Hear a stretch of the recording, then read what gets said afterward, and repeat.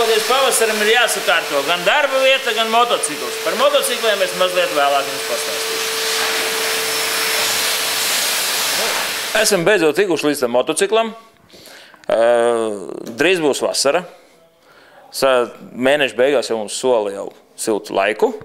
Un es jums parādīšu, kā ekonomiskos apstākļos pašiem mājās sakārtot motociklu sezonai. Šeit mēs redzam, mēs esam sagatavojis tādu veselu klāstu ar ķīmiju, kas kuram te agregātam būtu derīgs, kas kur te būs jālai.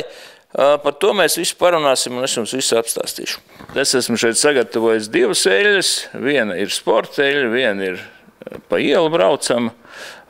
Sporta eļļa būtu domāta vairāk tādiem sporta motocikliem, kas brauc pa trasi un tad maksimāli slodzi izmanto visu to motoru.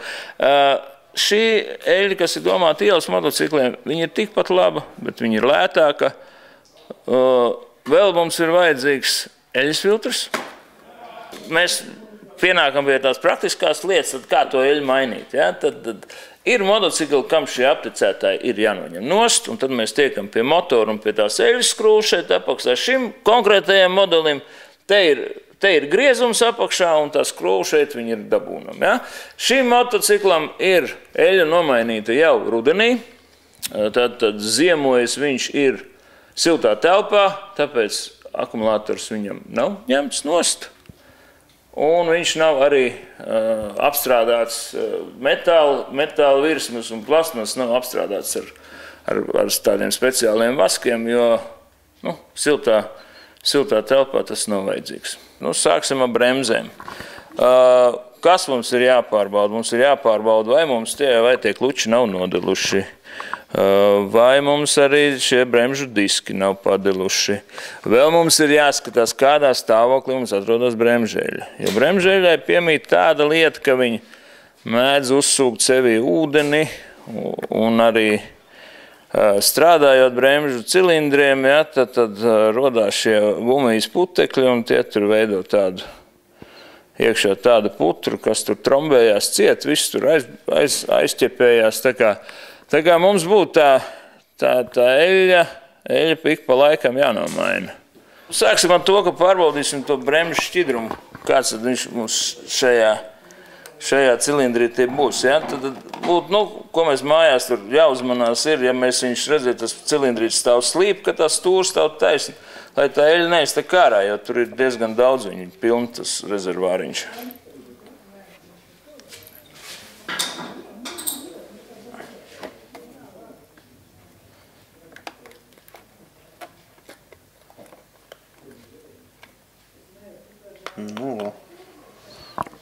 Te mēs iekšā arī redzam, ka tā eļļa ir tīra, ja, tad nav nekādi nosēdumi, nav nekādi piemaisījumi, tagad mums viņi, praktiski mums viņi nebūtu jāmaina. Tagad to mēs varam droši skrūvēt ciet. Mēs viņā vēl pieliesim, gan uzpildīsim, viņu mazliet pieliesim klāt, un tā bremžu eļļa tā kā būtu mums jau pārbaudīt. Šim motociklam vēl vajadzētu arī paskatīties, redzēt, ir vēl viens rezervārs, tad viņam ir hidrauliskais sajūgs, kas nav daudziem citiem. Tā kā, arī šo mēs paskatīsimies, kādā stāvoklī tad tur iekšā tā eļļa atrodas. No priekšpuses mēs pārbaudām vizuāli bremžu diskus, abas divas šajā gadījumā. Ja? Mums jāpārbauda, kādā stāvoklī mums ir bremžu kluči. Tad to mēs varam šeit no apakšas viņus ieraudzīt. Ja? Tad bremžu kluči ir gandrīz vai jauni. Tad viņš šo sezonu vēl visu nobrauks, tā kā mums nav vērts uztraukties par šām lietām. Ko mēs izdarīsim? Mēs paņemsim ar bremžu klīneri, viņas bremžu diskus un bremžu šos mašīnītes notīrīsim. Izmantojam mēs bremžu klīneri. Kāpēc mēs tur pūšam? Tāpēc, ka tur ir no bremžu klučiem tās abrazīvās daļiņas, tās divstošās daļas ir palikušas uz viņa, ūdens, vēl netīra un visādi, tad viņš neefektīvi vairs bremzē. Tad mēs ar to klīneru, to disku nomazgājam, lai viņš būtu tāds, lai tās bremzes būtu efektīvāks. Veicot eļas maiņu, mums ir arī jāmaina arī gaisa filtrs. Gaisa filtrs ir jāmaina tad, kad viņš ir netīrs. Faktiski šim motociklam konkrēti ir uzlikts K un N filtrs, kurš ir mazgājams ar speciālu šķidrumu un pēc tam ir apstrādāts ar speciālu eļu. Un viņš ir daudz reiz izmantojams. Ja? Tad arī šis filtrs ir uzlikts tikai tāpēc, ka viņam jau ir sporta truba šim motociklam, un viņam tad ir tā gaisa caurlaidība ir vairāk vajadzīga, un tad šie K un N filtri.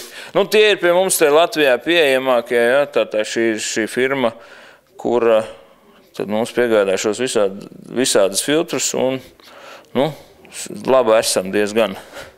Šajā brīdī mēs bišķīt paremontēsim ķēdi, tātad mēs no sākuma viņai, redziet, mums jau te jau ir jau vecas smēre jau virsū, jau viņš ir kārtīgi sasmērēts šī ķēdi, bet mums tas vecais ir jādabū nost, tātad mēs viņu ar ķēdes klīneri noņemsim, un pēc tam ar jaunu smēri sasmērēsim. Ja?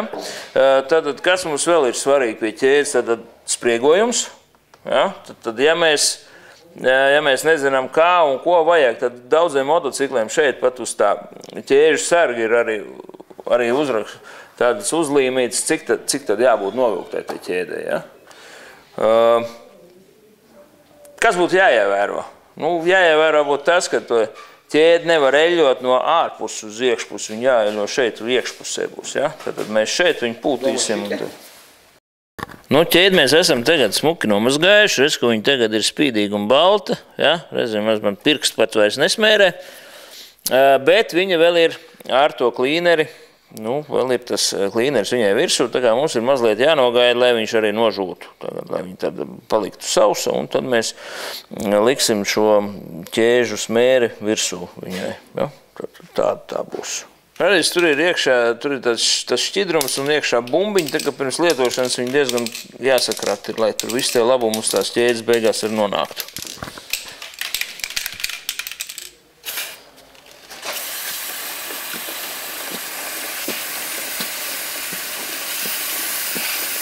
Un jāpūš no iekšmalas. Jāpūš ir no iekšmalas, jā, tas būtu tas nosacījums, kas būtu jāievēro, nu, gandrīz vai vienīgais, jā. Tad arī tā skalošana no iekšpuses ir, un tā eļošana arī ir no iekšpuses, jo mums jau tā iekšpuse strādā, ne jau ārpuse.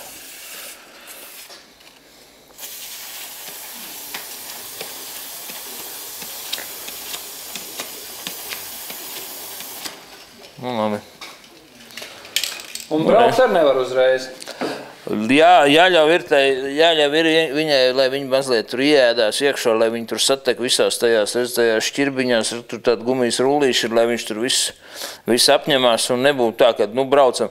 Jo tikko tu sāks braukt, tad viņš viss tev notašķīs. Aizies.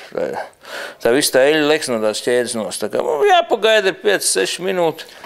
Tātad runājot par akumulātoru, nu, kā jau es teicu, šitam motociklam akumulators netika ņemts ārā pa ziemu, viņš siltā telpā atradās, bet visu ziemu viņš tika uzturēts, mazliet uzlādēts ar tādu mazu iekārtu, ja, kuru mēs esam ik pārmēnešus viņam pieslēdzam, un tad viņš to strāvu, cik viņam vajag, viņš pats sev uzlādē, pēc tam viņš atslēdzās vaļā.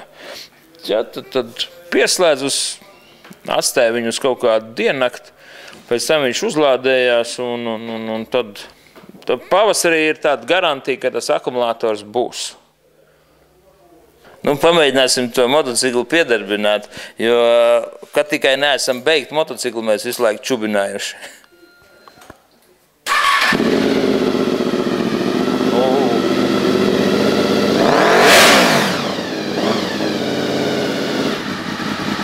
Nu, šodien tā bija tāda mazs ieskats, ko jūs paši variet mājās izdarīt.